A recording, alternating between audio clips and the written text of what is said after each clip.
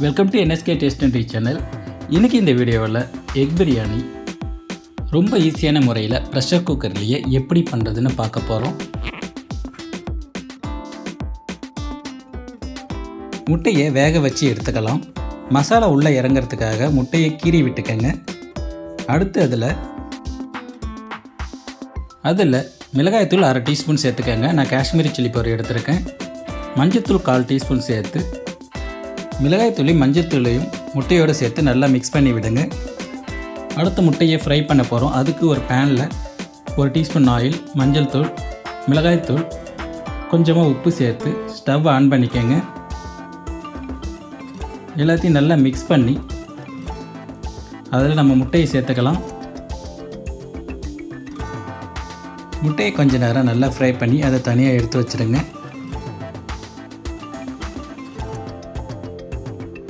அடுத்து குக்கரில் தேவையான அளவு ஆயில் சேர்த்து எண்ணெய் நல்லா சூடானதும் சோம்பு 1 டீஸ்பூன், கிராம்பு 4, பட்டை 2 துண்டு, ஏலக்காய் 2, பிரியாணி இலை 1, அன்னாச்சிப்பூ 1 சேர்த்து லைட்டாக வதக்கி விட்டுக்கோங்க. அடுத்து அதில் பெரிய வெங்காயம் 1 நீல வாக்கில் கட் பண்ணி சேர்த்து வெங்காயத்தோட கலர் மாறுற வரைக்கும் வதக்கிக்கலாம். வெங்காயம் வதங்கிடுச்சு. அடுத்து அதில் தக்காளி 2 சேர்க்குறேன். நான் சின்ன தக்காளியாக 2 தக்காளி சேர்க்குறேன்.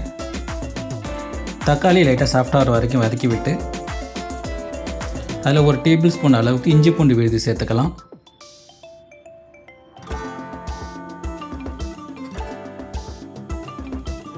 வெங்காயம் தக்காளி சீக்கிரமாக வதங்கிறதுக்காக மூடி போட்டு ஒரு 2 நிமிஷம் அப்படியே குக் பண்ணுங்கள். ஆயில் பிரிஞ்சு வர ஆரம்பித்ததுக்கப்புறமா நம்ம மசாலா பவுடர் சேர்த்துக்கலாம். நான் காஷ்மீரி சில்லி பவுடர் 1/2 டீஸ்பூன் சேர்க்குறேன். இதில் காரம் அதிகமாக இருக்காது. அடுத்து தனியாத்தூள் 1 டீஸ்பூன் சேர்த்துக்கலாம். மஞ்சள் தூள் 1/4 டீஸ்பூன், சீரகத்தூள் 1/2 டீஸ்பூன், கரம் மசாலா 1/2 டீஸ்பூன், மிளகாய்த்தூள் 1/2 டீஸ்பூன் சேர்த்துக்கலாம்.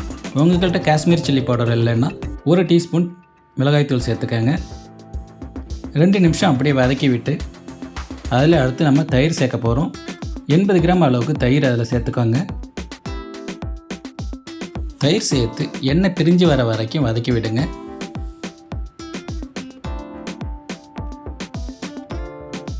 அடுத்து அதில் ஒரு கைப்பிடி அளவுக்கு புதினா இலை சேர்த்துக்கோங்க.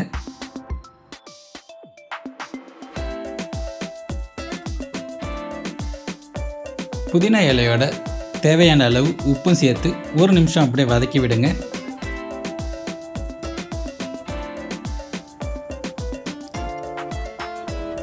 அடுத்து அரிசி சேர்த்துக்கலாம். நான் பாஸ்மதி ரைஸ் 400 கிராம் அளவுக்கு எடுத்துருக்கேன். பாஸ்மதி ரைஸை 15 நிமிஷம் ஊற வச்சு சேர்க்குறேன்.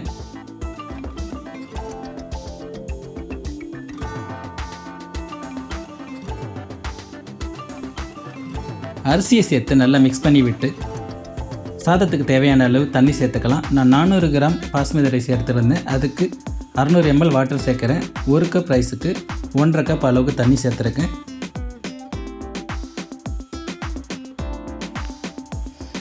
நல்லா மிக்ஸ் பண்ணி விட்டு நம்ம வறுத்து வச்சுருக்க முட்டையை சேர்த்துக்கலாம். அடுத்து அதில் நான் வெங்காயம் ஆயிலில் ஃப்ரை பண்ணி சேர்க்குறேன். இது வேணான்னா நீங்கள் ஸ்கிப் பண்ணிக்கலாம். அடுத்து அதில் 3 பச்சை மிளகாய் லைட்டாக கீறி விட்டு ஆட் பண்ணிக்கோங்க. கடைசியாக அதில் 1 டேபிள் ஸ்பூன் அளவுக்கு நெய் சேர்த்துக்கலாம்.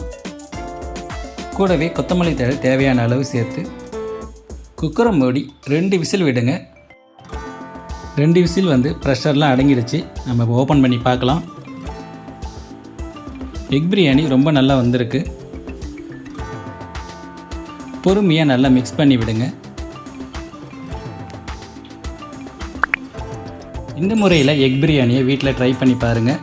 மதியம் ஆஃபீஸ் எடுத்துகிட்டு போகிறவங்களுக்கு ரொம்ப குயிக்காக காலையிலே பண்ணி கொடுத்துடலாம். ட்ரை பண்ணி பாருங்கள். இந்த வீடியோ உங்களுக்கு பிடிச்சிருந்தா லைக் பண்ணுங்கள், கமெண்ட் பண்ணுங்கள், ஷேர் பண்ணுங்கள். எங்கள் சேனலை ஃபஸ்ட் டைம் பார்க்குறவங்க மறக்காமல் சப்ஸ்கிரைப் பண்ணி எங்களுக்கு சப்போர்ட் பண்ணுங்கள்.